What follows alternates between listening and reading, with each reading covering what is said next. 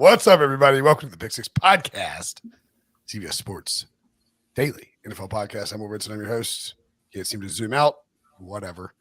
Anywho, we got Jonathan Gannon hired as the new head coach of the Arizona Cardinals, the second such Philadelphia defensive or coordinator, to be hired as a head coach in this coaching cycle. And the second one today, Gannon, the defensive coordinator of the Eagles, joining me to break that down and to do a deep dive into the Super Bowl and some items that we want to cover. Ryan Wilson and John Breech. Hello, fellas. So, Breech, good news for you. Lou Anarumo stays put. That was a big concern of Bengals fans and you in particular, the defensive coordinator who had a great year. He doesn't get a head coaching job, and, you know, maybe that's the best for him personally and also for the Bengals. But if you're the Eagles and the Eagles fans, you've now gone from a bad call away, quotation marks, from winning the Super Bowl, or at least having a chance to win the Super Bowl, to losing both coordinators. Devo mentioned earlier when Sully and I did the Shane Steichen emergency podcast, now the new coach in, where's he the coach? Indianapolis. In Indianapolis. Good Lord, I can't keep up. You're literally going to be there in a week and a half, Ryan, in that The city. special teams coach might also be out of a job in Philly for different reasons. So they could have three across the board or they have to reset. How are you feeling if you're Nick Sirianni and the Eagles and Eagles fans now that you got to figure out, and they're like Johnson could be called up to be the OC, and people are happy about that, quotation marks, but there are things that I feel like are going to be a lot different starting well right now. Yeah, I mean, it's not a great feeling because you made it to the Super Bowl, which is good, but you also get a later start to the offseason than everyone else. So there's kind of slim pickings to fill in any job that you need to fill it in, especially two positions of this significant. So unless you're promoting from within, and I will throw out a fun fact that the last Super Bowl team to lose both of their coordinators was the 1994 49ers, coming off that 49-26 win over the Chargers. They rebounded, still made the playoffs the following season, but they were nowhere near as good. So who were the coordinators? Do you know that? I want to say Ray Rhodes was one of them. Wow. I was going to say, that's old school. I don't know if I know any of them. All right, you don't have to look at it. I don't know if you have the top of your head. You get half the fun fact, but you. Mike Shanahan and Ray Rhodes. There we go. Shanahan was the I don't know. Yeah, there you go. That is a fun fact. That's a fun fact. Oh, did Gary Kubiak go with Mike Shanahan originally to Denver? I would assume so. That I don't know. Well, let's see. Who's the coordinator? Oh, wow. Double emergency? No. I mean, just a fun fact. If you can guess who the guys who replaced them on the 49ers, the 1995 offensive and defensive coordinators for the San Francisco 49ers, I'll give you 100 Brinson bucks. Steve Mariucci and D'Amico Ryans. It's like not that far off, I guess. Any guesses, Breech?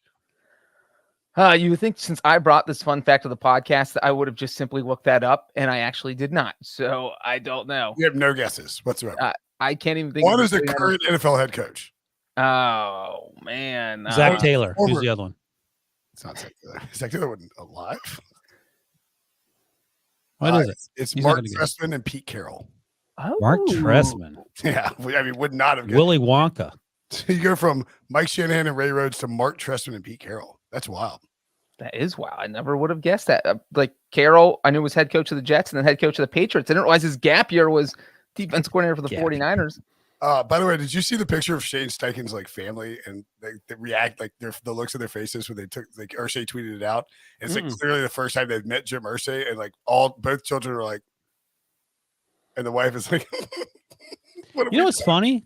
And this isn't about Irsay and Shane Steichen, but Irsay, rightly or wrongly, has a great track record with hiring head coaches.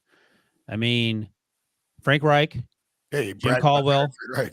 Tony Dungy, and there was one more before that who I can't remember off the top of my head. And then the one blip on the radar, of course, was Jeff Saturday. So that's good news for Josh McDaniels.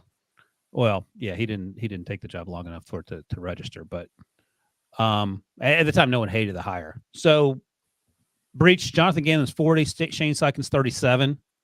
Well, I was going to segue there saying the opposite of having a good track record of hiring is the Cardinals. Right.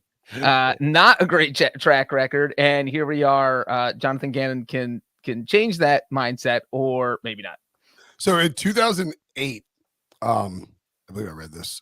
Jonathan Gannon was unemployed and was told somebody who I can't remember who it was somebody. His mentor was like, you need to go to the college game and work in college football, and and you can sort of work your way up that way. And he's like, no, I want to be in the NFL. So he went and took a job as a college scout with the Rams, then became the pro scout, and eventually moved on to be a coach with the Falcons, then the Titans, Vikings, Colts, where he was for 2 years. So he has, which is there's like a weird converse connection between the Colts and the Eagles, all these coaches, like Frank Reich to Nick Sirianni to now to Shane Steichen. Very bizarre. You want to know another bizarre fun fact I didn't realize till right this second is that Jonathan Gannon had the same job I did in the same game. He was a student assistant at Louisville. I was a student assistant at Miami, Ohio, and we played them in the GMAC Bowl in 2003. So another. So he in 19 years has shot up to NFL head coach. Me in 19 years. Yeah, has he done better or worse than you in the last 19 years? He's done better. We're in the exact same spot 19 years ago. This is blowing my mind looking at his coaching history. So, Breech, when you, Sean McVay, and Jonathan Gannon get together, who pays for dinner? Usually it's me, and then I can't pay my rent or mortgage or whatever for the next 3 years. All right, Billy, what do you got for Jonathan Gannon? Billy has a fun fact for us. What's up, Bird Gang? Jonathan Gannon, your new head coach, Arizona Cardinals. Ready to get to work. Buckle up. We're going to have some fun. Let's ride.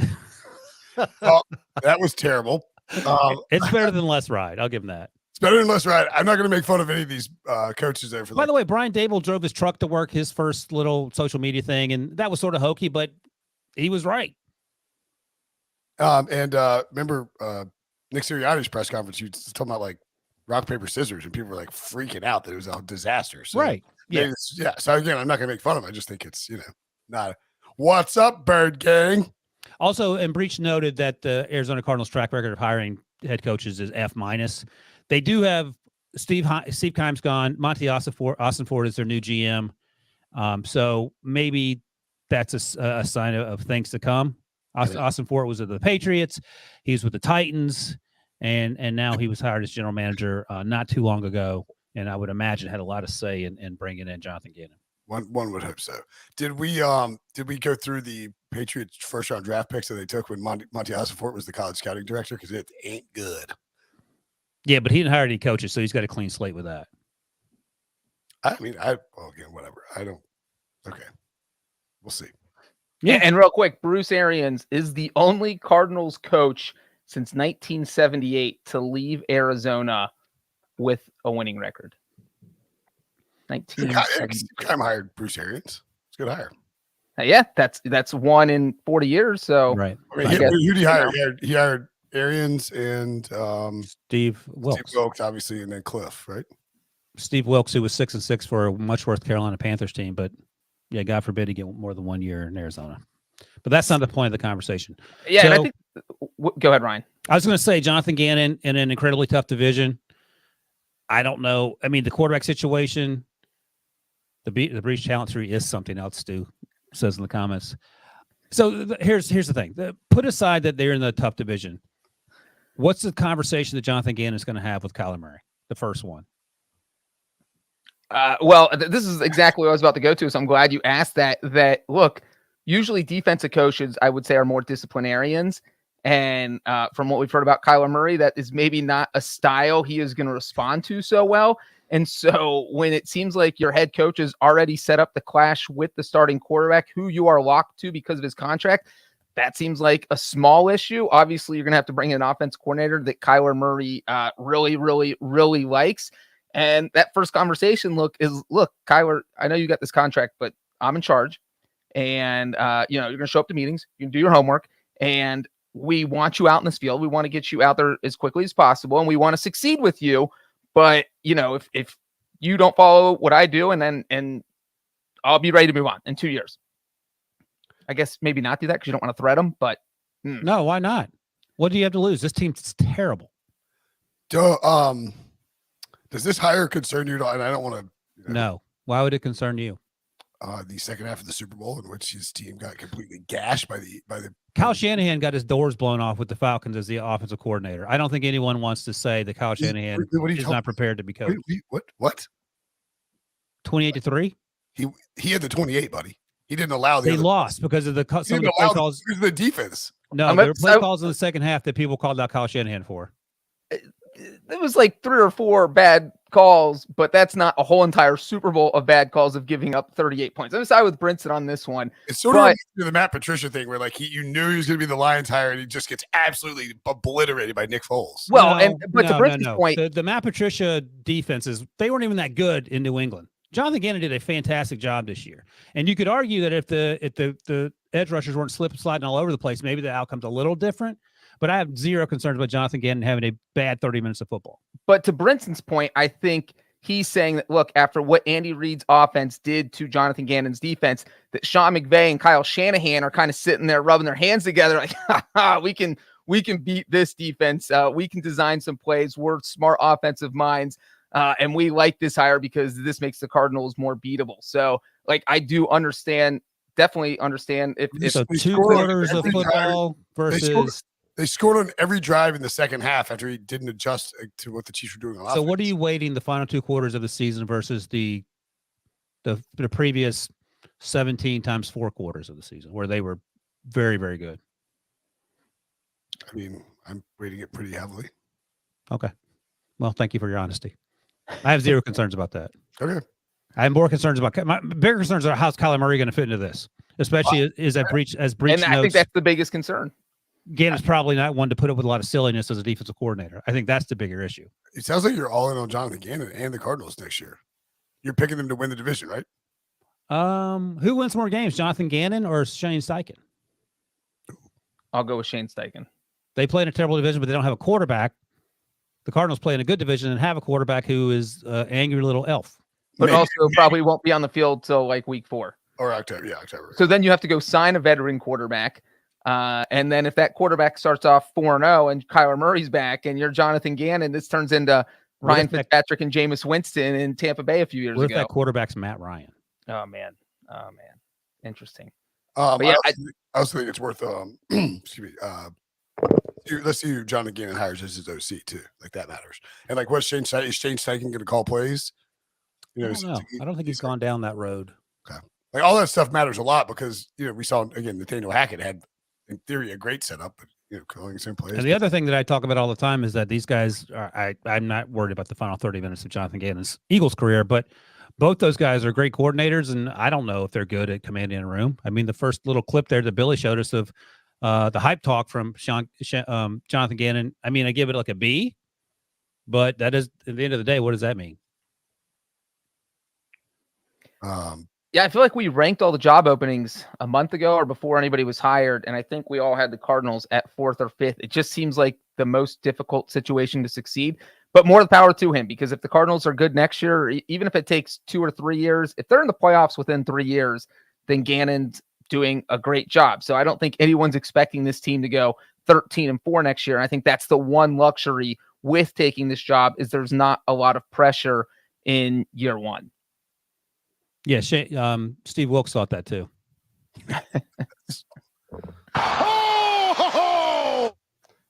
All right.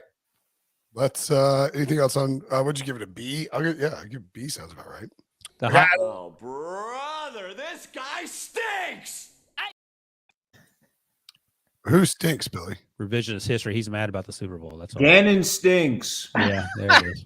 He's on the Billy What Brinson. do you give it, Wilson? Wait. What? What? You hate Gannon? He's mad about the final 30 minutes. What do I give the hire? Yeah. Well, let me ask you this: Who were the other candidates after Shane Steichen had been hired by the Colts that were left? They had 3 finalists. They had Kafka and Bieniemy. Who? The Cardinals? Yeah, was Bieniemy the other one or no? Lorraine Rumo. Yeah, you mentioned him at the top of the podcast that I was lucky because the Bengals get to keep. Oh, and Arumo. I've had so many names floating through my head. So it was him and Kafka. These post a B, just because I have no idea. I don't hate the hire, and I'm not against having a disciplinarian in there. And I think if he's, I would just have a chance to C+. It feels like calling defense is less cumbersome than calling offense during a game. I could be wrong, but in terms of game planning during the week, you are still on the defensive side. But I think the most important thing, and maybe he needs to be all over the place to make sure he's sort of micromanaging Kyler Murray's time during the week. But if he can get the best out of Kyler Murray, then obviously it's an A+, even if he doesn't call one single play. But I'll go B, not knowing anything right now. I'll go C+. I'll change my revisionist. I'll go right in the middle with a B-. Smart. All right. B minus saves you from criticism if he ends up being good.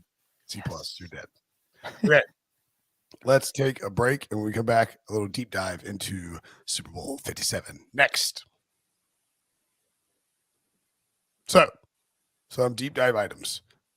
And this is actually a perfect segue from Jonathan Gannon to the Philadelphia Eagles defense and the the Kansas City Chiefs offense. I noticed that there's some some film stuff going on about this. So the two fake jet sweeps where the Chiefs scored, they ran ran Kadarius Toney in from the right side of the offensive formation, had him stop and then turn and jump back out, and then they did the same thing with Sky Moore on the left side. They did this in the red zone twice, and it completely fooled the Eagles. Gannon is the David Blatt coaches Billy. You are operating a professional YouTube account. Settle down here. It's trash. It does feel like, and I saw Sports Info Solutions tweeted this out, but it was like only on 3% since like 2018, even going back to featuring Tyreek Hill, had the Chiefs under Andy Reid use those fake jet sweeps. They almost always run the jet sweeps the whole way through. However, they did do it twice and to score 2 touchdowns in the Super Bowl, and there was no adjustment from the Eagles. Is that a concern looking back on that? No. Breech, what's your one-word answer? Then you can expound. Yes. All right, I didn't think that's a current. You fall for fool me once, shame on you. Fool me twice. I don't know what I'm doing. The field, they were confused. Twice, I don't know what I'm doing, Wilson. That is my take there. In the Super Bowl on the biggest stage, and you fall for the same same play design twice. I mean, that is not a great look. And that's a huge reason because it was Sky Moore had the other touchdown. So we're talking about. This wasn't like one touchdown was in the fourth quarter and one was in the first quarter, and they were so far apart you weren't even thinking about. These touchdowns were 3 minutes apart. They were on consecutive possessions. They are, hey, look, remember what they just did to us 2 minutes ago? Maybe watch out for that, especially since they're running a similar motion. And the Eagles just falling for it twice is, I mean, it's not a great look for the person who was in charge of that team's defense. I think the concern, I think Greg Olson talked about this. By the way, Greg Olson did a fantastic job. He and Kevin Burkhardt both, they were actually fun to listen to. Yep. I don't say that all the time about listening to folks call football games. But I think Greg Olson mentioned this, and I could be wrong because I haven't gone back to watch the game, but the concern is typically on those sorts of routes, and it's very rare that you see routes like that, is that you don't want to get beat to the other corner had Kadarius Toney just kept running a little shallow or a crossing route. And then you're already a step behind as the guy in man coverage. So you're trying to beat them to get the inside leverage on those routes, whether it's Sky Moore or Kadarius Toney. And then when they put on the brakes and go in the opposite direction because they're fantastic athletes, you're SOL because there's no one out there to help you. So I think those routes aren't atypical in that they never happen. But I would imagine, and Brinson, I think you mentioned a second ago, how often they ran those routes during the course of the season. I would imagine the shallows are run much more often with much more success than sort of the routes that we saw go for touchdowns. Again, it's not great. It's not a great look. This isn't why the Eagles lost the Super Bowl. I thought these are one of the two best. These teams played one of the most evenly matched Super Bowls that I can see. Brinson. Yeah, I'm just reading the excuse me, this is from, I saw this in a couple different places, but apparently during Kansas City's team meeting the night before the Super Bowl, I'm reading this from Michael Silver on ValleySports.com. OC Eric Bieniemy showed a Trevor Lawrence to Jamal Agnew scoring pass for the Jaguars' October 2nd game against the Eagles and told his players, if they play it this way, we are scoring. In other words, the Eagles were beat by the Jaguars on this type of play and had no preparation for. No, I'll push back. It happened against the Jaguars, and you don't watch every single snap against every other team you played. You watch what the team that you're playing does tendency-wise. So, yeah, they got beat on that play, but I think still the concern is you don't want to get beat on the shallow and have whoever's in coverage, I don't know if it's Epps or someone else, playing trail, and then you get beat by 5 yards. It's not great. Look, I don't know what the answer is how to defend it properly, but I take what you're saying, and that's a credit to Andy Reid for finding a way to well, but I think the point here is that, after the Kadarius Toney touchdown happens, that was the first one. The defense goes to the sideline and says, okay, if that happens again, how do we stop that? Because we just got killed there. And you look in, if you're watching on YouTube, you can see the play from the Jaguars game with Agnew. And just a very similar play where you had a guy moving in and then go back out and just wide open. Nobody's covering them. Looked like the Eagles were in a slightly different coverage there, but same exact result with nobody near them. And so that's the thing, is that someone should have, on that sideline after the Toney touchdown, they should have been saying, hey, look, how did this guy get wide open? And how do we make sure this doesn't happen again? Because there's still 12 minutes left in this game. Yeah, and here's what Chad Henne said via against Silver. We saw that when you fake the jet sweep, they bump a guy and pass him off and bubble over the top, and you can see them doing exactly that here. So we thought it was there for the taking. So basically, like, they see him coming, you pass him off, but then somebody's got to scramble to get back to him quickly, and it just makes it really, really difficult. Yeah, I think that speaks more to Andy Reid being a genius than Jonathan Gannon being overmatched. But they picked it up from Doug Peterson, who used it against Jonathan Gannon's defense, as you're seeing over and over again on the screen. They picked it up from Andy Reid's former assistant, who also coached the Eagles. That makes this thing come full circle, which is insanity. So Andy Reid used a play that he got from Doug Peterson, who won the first Philly Super Bowl with the Eagles, and replaced Andy Reid, who was fired by the Eagles, only to give Andy Reid the play that would eventually beat the Eagles in the second Eagles Super Bowl. So many layers. The guy who replaced Doug Peterson. That is like a whole entire story. That is... So oh my God. That's Tyrese. What percentage of the loss are you putting on those two plays then? I mean, it's 2 touchdowns in a 3-point game. No, percentage-wise, those plays. That's all. Like 11%. Okay. No, that's fine. I'll give you 11%. It's like the Toney touchdown, or, one of those touchdowns was set up by the longest punt return in Super Bowl history. So if you don't give that up, maybe the Chiefs don't even get down there. By the way, there's plenty of other mistakes. I missed you on the recap podcast because I wanted you to crucify Sipos for missing 6 games and then hitting line drive punts all over the field, because that was his fault. I think you would agree. And that's also a coaching thing that I would have brought up on the podcast, because if you're Nick Sirianni and your choices are Brett Kern, who hasn't punted well but hasn't done horrible, and Sipos, who actually had a good season but is coming off like a just messed up ankle and hasn't played in 8 weeks, you've seen him in practice, but I might stick with the guy who has played. And so that was an interesting decision, and it totally backfired. If I'm Sirianni, who thought changing punters the night before the Super Bowl would backfire? And here we go. It's not as big of a talking point as it probably should have been. Well, that's why I think Debo probably mentioned it. If I'm Sirianni, I'm just blaming the special teams coach for that. That was his decision. That's the head that's going to roll sometime this week. Yeah, the looking at it, the Kadarius Toney punt was the second highest in terms of expected or points added. Like moving the win Philly went from 41% win probability to 22% on that one. And Breech, you probably didn't know this, but there's never been a punt return in Super Bowl history. They were that close. Never been a punt return for a touchdown. The one thing I will say is that I do feel like Sipos actually choked on the punt, because his only other punt in the game was a 57-yarder. So in that situation, to kick a low line drive that only went 38 yards, oh man, because people don't call out punters for choking much, but it felt like a choke. You felt like you had to right there, I guess. I'm sure he probably slipped in the field or something. That's possible. You know what? If he said that, then I would believe it, and then I take back everything I said about the choke. If I were him, I would be saying that personally. No, even if it didn't happen. You talk about that. Breech, how about some takeaways from inside the stadium where you were watching the Super Bowl live? Were you in the press box or Aux press box? I was in the Aux box, which was, I had front row on the 200 level in the end zone. So yeah, those were they better views or not quite as good views as the Miami Super Bowl, which was KC San Francisco that we were at?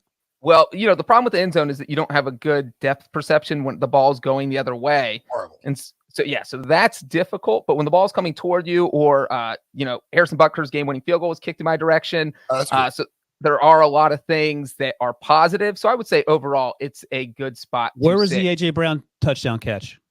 That was in my end zone. Ah. All the action happened down there. I mean, like everything happened down. Well, let me ask you this, because when we were watching the holding call by Bradbury happened coming toward that end zone. Wow. Well, then it feels like an incredible experience if you get everything coming your way. Right. I used to have season tickets in the end zone. It was like you would be like loving life for what team is this? NC State. Oh, right. Did they win the Super Bowl yet? No, but I do agree with Brinson. I like end zone seats. I'm a fan of end zone seats. I like what I was going to ask you is that when we were sitting there in the end zone for the KC San Francisco Super Bowl, the Tyreek big catch went the other direction, and you sort of saw it unfold on the AJ Brown touchdown. At what point did it feel like AJ was open? Because I don't think he was really ever open, and obviously he made that catch over Trent McDuffie.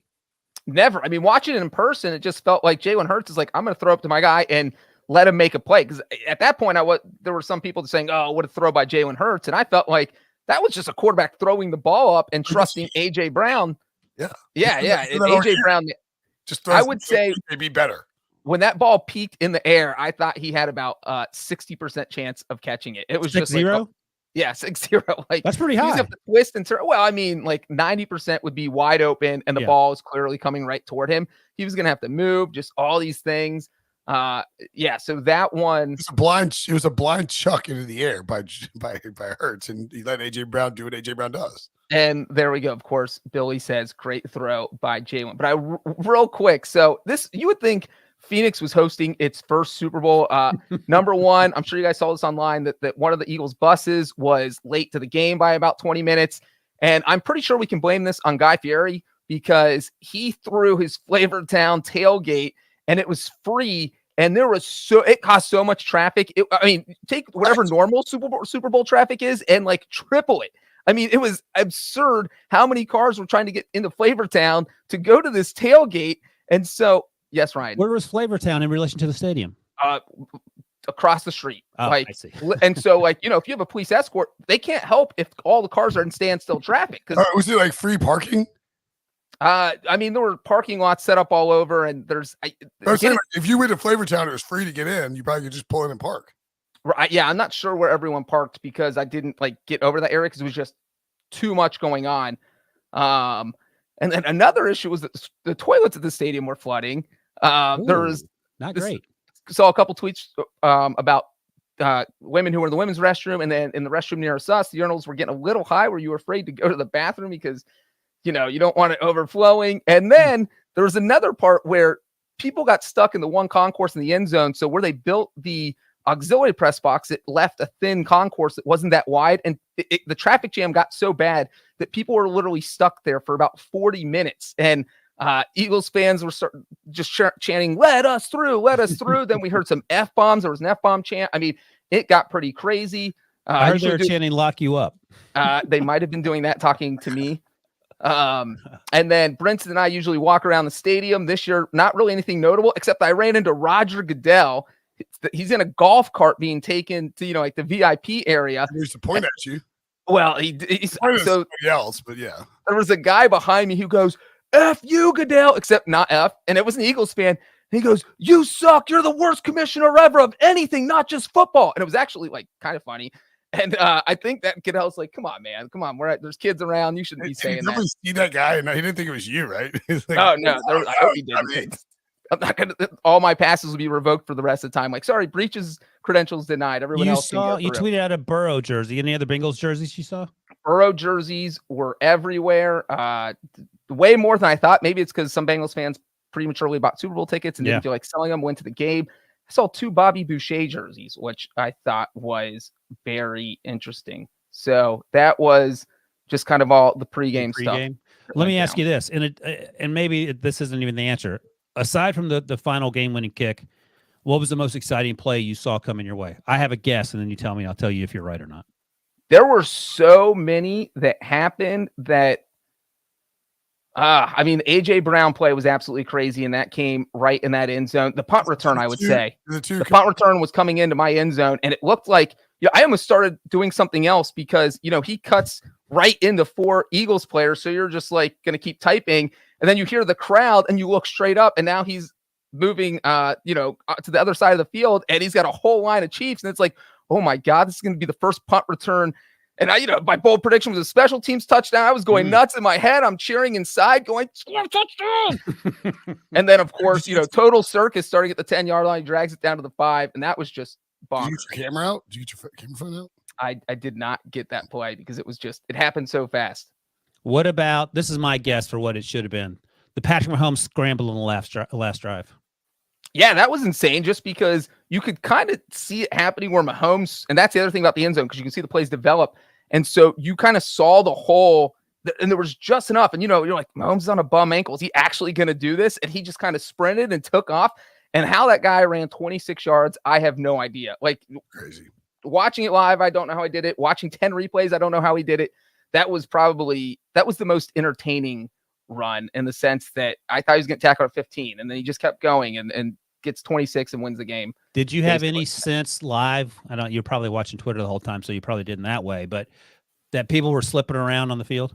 Oh, I mean, it was everywhere. You could absolutely tell that people were slipping around, and because I actually wrote a story before the Super Bowl that the Chiefs complained about the turf at the stadium in week 1, and the NFL was like, well, this is not going to be a problem because we're bringing in a special field for the Super Bowl, because that's how Harrison Butker, he missed 4 weeks this season because he injured his ankle slipping on a kick in that stadium. Oh, wow. Different grass, by the way. Worse grass, but different. Right, it is natural grass. I think a lot of people on Twitter thought it was turf, but it is natural grass that was kind of pieced together and grown over a year it took to grow it. Slipping, it ain't turf, guys. It's like if people not you, Right. like if people are falling down injured, it's turf. If people are slipping, Right. it's grass. Do you know how much they spent on that? I read a story the other day after the fact. How much they spent on that grass? Breech knows. $800,000. You jerk. Yes. That's a lot of money. Well, and so that's the thing, is that this is a Super Bowl field. You can't have it look like a giant slip and slide, and that's essentially what was happening out there. And it was just, I mean, it's pretty evident that, I mean, you'd see players slip and the crowd would groan at some of the slips as they were so bad. There was a play where I thought Jake Elliott almost broke his ankle on a kickoff. Yeah.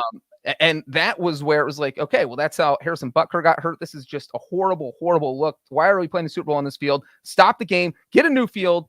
But they didn't do that. I didn't ask Debo this morning when he was producing the Steichen podcast with me and Sully. Debo actually did mention when we were doing with the First Pick podcast later that he regrets spending that money. But do you regret going to the game last year, Breech, even though your team lost? Oh no, 0%. No, I don't regret it at all. I was actually both teams, the Bengals and the Eagles, played great games. It's not like you went there and you lost 65-0 or whatever. Well, I felt like I could have been a therapist for Billy and Debo and just saying that, I mean, if it's a great game, you feel good about it. It went down to the wire. It was 2 good teams, and you're sad that night. But I think maybe when Debo looks back on it in a week, he'll be like, I'm still mad they lost, but I'm glad I went because I got to see one of the best Super Bowls ever played. Right. And that's how I feel like Debo. Maybe I'll have to call Debo and kind of talk him off the ledge here. Speaking of sort of reflecting several days later, 48 hours after the fact, how do we feel about the Bradbury hold?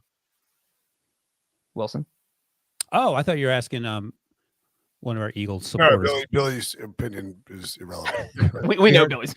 Billy whinged about it for 20 minutes. I feel the same way. And I think at the time I was trying to be middle of the road about it. And I understand the frustration and the timing and the lack of consistency and all the crap we get angry about. Because Breech, we talked about early in I think it was the third drive for the Chiefs. It was 3rd and 8.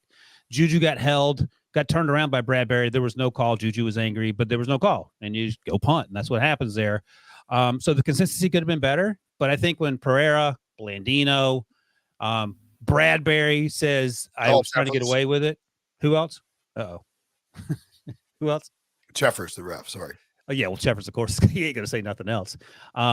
No, but I thought he did a good job explaining it in the Yeah, I'm fine with it. Now, could Juju have caught the ball? That doesn't matter, I don't think, by the letter of the law. I don't think he would have caught it. But it also wasn't my team. I would imagine you'd have been angry if you were a Bengals fan. Well, no, because we asked me the same question last year on the Logan Wilson Cooper Cup play. And I was just like, the Bengals got away with the pass interference on the 75-yard touchdown. I feel like for the most part, officiating calls even themselves out. And that's how I feel. My feeling on this one was that this is like you live in a neighborhood where the speed limit's 35 and you drive to work 39 every day. And like the last day of the month, the cop pulls you over going 39 to 35. And you're just like, I literally drive 39 every day, bro. What are you pulling me over for? He's like, sorry, you broke the speed limit. And so by the letter of the law, you can't argue with him because you broke the law. But you're also like, but you didn't give me the ticket all the other days. And so it just seems like like you can't argue because there was a hold, no matter how big or small it was. Should they have called it there? I don't know.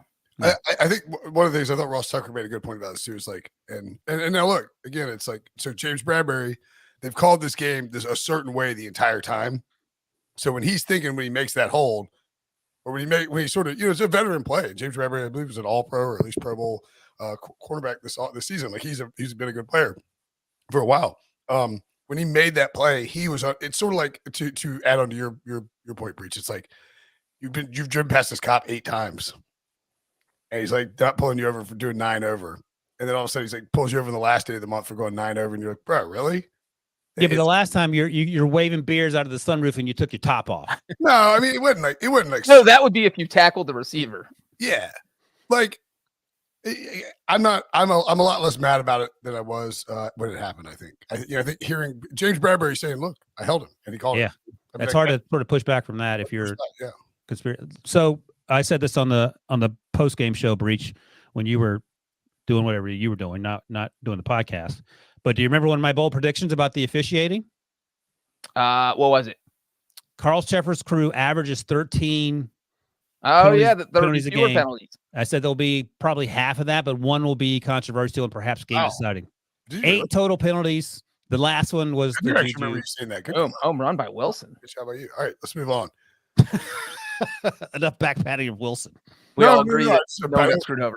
Billy's like complaining in the comments, and he's like still upset about it. So yeah, you're an Eagles fan. All Eagles fans are upset about it. Well, let me ask one more question since we're wasting time. Billy was more upset, Breech, about Jalen Hurts' fumble that in the first half that led to the run back by Nick Bolton that made it 14-14, I believe. They still were up by 10 at the half, but he says if you don't fumble there, even though Jalen Hurts played one of the best games in human history at the quarterback position, then you're not worried about the Bradbury thing. Where are you on that? On what? On Jalen Hurts fumble. On the Jalen Hurts fumble being a huge it was a huge play. Yeah, I mean, I think that if you're giving Jalen Hurts a grade for the game, you can't give him an A+ because he literally gave up a touchdown. I don't care what but his plus minus was yards. His plus minus was 4, I think, in terms of he scored 5 touchdowns, right? You lost the game by 3 yards. Your quarterback gave up a touchdown. There's no Jalen Hurts played an absolutely phenomenal game, but like you have to count that into whatever rating you have created to assess how he did in this game. I mean, tough graders. This is he didn't even get hit. The ball just fell out of his hands. This was just, it was literally the dumbest mistake you could have in the Super Bowl. And the guy who played super on every other play did it. So, you have to take it into account. But it's not why they lost. Jalen Hurts played awesome. It's not why they lost. You can't give up a touchdown as the quarterback. You just. it was sort of like what was the Mahomes had the same one against the Bengals, the week before against and they won right. And so he won that. Like if they don't win that game, then we're probably looking back at that. Did Mahomes blow that game? Was that when was that? That was late. Was that the third quarter? Maybe quarter, I think. Fourth quarter. It's used to taking the lead. It was like, oh boy, here's trouble for the Bengals, and all of a sudden Mahomes just gives it to him. Oh, one last special teams thing that I wanted to point out because you weren't here to talk about it, Breech. So the Chiefs scored the go-ahead touchdown, make it 38-35, 8 seconds to go, and they squib kicked it. What do you think of that? That was great. I liked it, but when you're the Eagles, you just fall down because you want to give your team as much time as possible. Like they lost 4 seconds. Brinson's game theory. If the other team squibs it, that you also don't know where the ball's going to bounce. So like somebody further up can hit it. And as soon as you touch it, you need to fall down because if you fall down with 8 seconds left, which is how much time was on the clock when Bucker made it, you have time for 2 plays. And with 6 seconds, it's a little dicey. You're probably only getting 1, 2 if you're lucky. I would bet Gainwell heard a get out for the sidelines because he started to run and he lost 4 seconds. Because even if you get down with 7 seconds, you probably have 2 plays. At least they had. I think he threw from the 35. We're talking about the special teams coordinator is not water. I feel like that's one of those plays that everybody has to be on the same page as far as the Eagles return team, and then obviously their punt coverage team didn't do great. I also don't hate the idea if you're Kenneth Gainwell, like just don't field that. And let it see if there's somebody behind him, right? Yeah, but obviously you can't give it to the Chiefs, but like if he goes out of bounds, that's it. But then if you started at 10 or something, then you're really screwed. Even though you have 8 seconds. Yeah, I guess you got to field that, don't you? Yeah. Because the Chiefs didn't, and the Olsen and Burkhardt pointed this out, there were no defensive linemen on the field for that final play. Just all like linebackers and DBs. Yeah. Look, Dave Tobe is a great special teams coordinator. He clearly was prepared for all those big moments. He even told Greg Olsen before, he's like, there's never been a punt return for a touchdown. So it makes you wonder, like, Eagles special teams. It's a 3-phase game, Breech. That's why they're going to have 3 new coordinators. That's right. So what percentage of blame would you put on the special teams? Ooh, I would put more. What'd you say it was 11% blame earlier? Yeah. Oh, the two catches by Tony and Sky Moore. I would put more blame on the special teams because the Siposs punt was a huge momentum shift / game changer for me, Breech. Complete game changer. Right, but even that bad punt was the punt return was on that same play, so I feel like those kind of cancel. Like I'm not docking the Eagles special teams twice for one play. I am. And the squib is something. Bad punt and a bad punt block or bad tackling on a punt return. But the squib is something with 8 seconds left where, the Eagles were in desperation territory. It's Eagles not probably not winning no matter what, right? Right. In the grand scheme of things, I'm not. Yeah. So I'd probably put it at like 8%. Because again, those defensive jet sweeps were 2 touchdowns. This only gave, special teams essentially gave up 1 touchdown. The Pick Six podcast, lobbyist for special teams, John Breech, everybody. Well, why do you got to hate on special teams? You just said the boss choked, by the way. That was you. Yeah, and I'm great. That's a huge. They gave up a touchdown, but those jet sweeps led to 2 touchdowns. All right, what other stuff did you guys want to deep dive on? We've been doing this for 40 minutes. My voice is. We talked about the turf. Let me ask you this, Breech, because we talked about this earlier with Sully on the post-game wrap. This isn't the best Super Bowl, and fair enough. Brinson has his list that comes out every year. I think we mentioned top 15. But I would argue that this has been the best quarterback play on both sides in a Super Bowl that I can remember. And the one that came to mind just off the top of my head, and I have a bad memory about the Super Bowls in particular, but the Falcons-Patriots games that we alluded to earlier, in that game, Tom Brady threw for 466. He had an interception. Matt Ryan didn't have an interception, but he lost a fumble, and LeGarrette Blount lost a fumble on the other side. So that wasn't on Tom Brady. But I still think that Mahomes and Jalen Hurts were play in and play out, except the one that cost Jalen Hurts and the Eagles a touchdown, better than any other pair of quarterbacks. Look, it was a great quarterback duel. I think this was a top 5 Super Bowl of all time. Ooh. Really? I don't know where you would have it. I mean, I would maybe put, if you're talking historically, I'm sure Giants and Patriots or Giants fans, hey, we ended an undefeated season. But if you're talking about in terms of just how exciting the game was, the 28-3 game, the Russell Wilson at the 1-yard line game, and this game to me, and maybe Cardinals Steelers. I thought Eagles Patriots was better. I mean, that was exciting. Yeah, that's probably my top 10, but I don't know if I thought this was overall for all 4 quarters more exciting. There was never a dull moment in the Super Bowl. This one? I agree. Yeah. And there were a lot of points. There was no case where it was like 10-3 with a minute left in the first half either. Like they were just throwing punches. It was like 14-all early on. You're like, this game's going way over. And you know what? There was never a dull moment, and that includes the final play of the game when Harrison Butker kicked a game-winning field goal. So that was the one play I obviously had to film. The NFL doesn't like you live filming and sharing stuff all the time. So that's the one play I filmed, and I was watching it again at the airport, and from my angle, I was like, oh my God, the football went over the kicking net. That means a fan has this football and went home with it. And so that literally was all I could think about yesterday morning. So I'm searching the internet. I tweeted out the footage of saying, hey, look, some fan got a crazy souvenir. I need to find this out. So this is literally all I've done for the past 24 hours is trying to figure out who got this football. I get an email from someone saying, hey, look, this guy has been doing the rounds on Australian TV the past few hours, like overnight for us. And I was just like, is this real? So he sends me a link, and the guy has cell phone footage. He filmed the field goal, and you just see the ball coming at him. Shut up. I mean, it is absolutely unreal. And then he has the football. Is it Martin Ortega? The guy who stole the Oh, no, the guy who stole Brady's jersey? No, so he gets it. A security guard is like, hey, man, you probably want to get out of here because that football is going to be a hot item. So the guy dips out. He lives in San Francisco. He did not have a ticket on Super Bowl Sunday. He works for an ad agency. He worked on the Doritos commercial. Someone called him up 7 a.m. Sunday morning, said, we have an extra ticket. He got on a flight at noon, got to the Super Bowl when the national anthem was being sung. And then there we go. There's our picture, if you're watching on YouTube, of our guy, Eben Dixon, with the football. Got to the Super Bowl when the national anthem was being sung, got the football, dipped out, and Ken Golden of Golden Auctions says this thing's probably worth at least $350,000, but the NFL doesn't have the authentication mechanisms in place that like Major League Baseball does. Like they don't have a marking on the ball, but he does have the video, so that will help authenticate it and make sure, I guess, that there was no switch made after he left the game, because that's one thing you have to worry about if you try to sell this. He does not know if he's going to sell it, but just this whole situation. And somebody else tweeted me that Tommy Townsend, the holder, and the long snapper were trying to get security to get the football. So it's pretty clear that I'm guessing Harrison Butker would like to have this football. Yeah, you think? So that is where we are. Is this guy, this native Australian who now lives in San Francisco, has the game-winning field goal? Breech, let me ask you this. What if this had been last year, Evan McPherson kicked the game winner, you caught it, would you give it back to Evan McPherson, or would you need some recompense? Maybe season tickets for life would probably be on there. I did text my dad, though, kicked 3 Super Bowl field goals, and I said, Dad, if you had been Butker in this situation, how badly would you want the ball back? And, what would the offer be? And he's like, I probably wouldn't pay $350,000, but, from a team perspective, you want to offer whatever the guy wants. Does he want a signed Kelsey, Butker, Mahomes?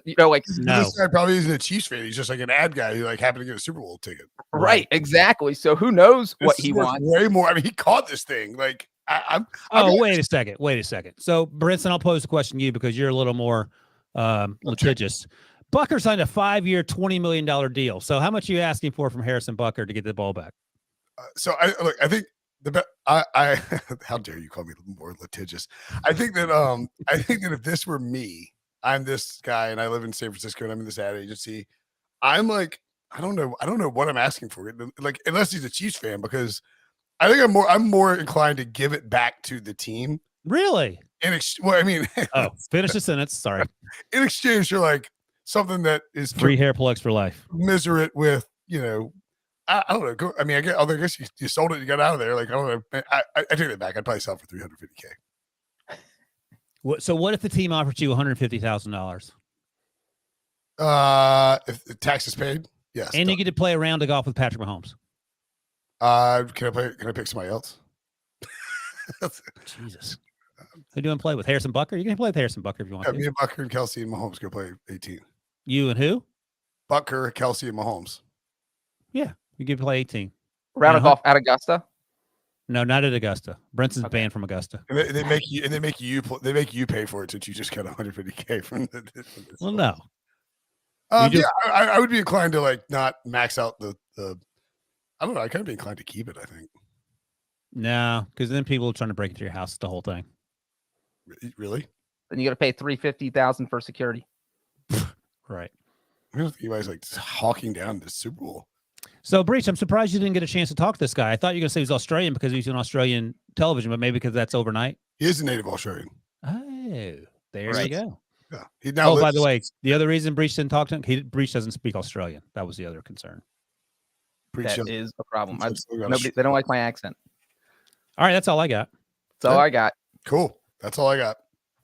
Thanks for watching. Thanks for listening. We'll be back tomorrow, I guess. Forever. Back forever. Let us know what you do with the football in the comments. Smash the like button for Breech. For Wilson, I'm Brinson. We'll see you guys later.